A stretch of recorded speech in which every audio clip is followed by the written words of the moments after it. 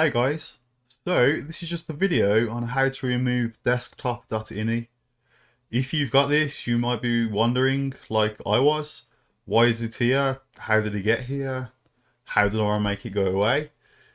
And I'm going to answer that question in this video.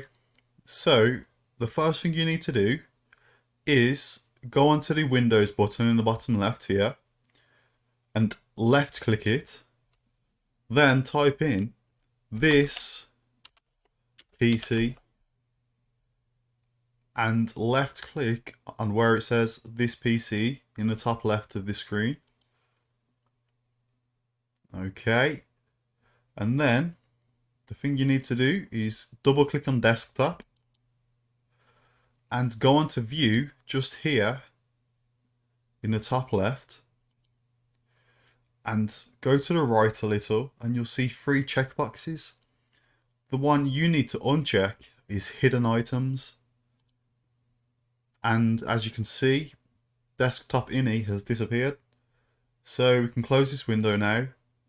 If you're interested, Desktop.ini is just a configuration file for Windows. It's usually hidden, but sometimes something like a Windows update changes the setting. So that's why it's probably appeared for you.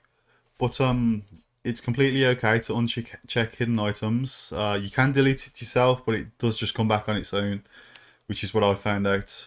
Anyway, I hope this helped you guys out, and don't forget to subscribe. Take care out there.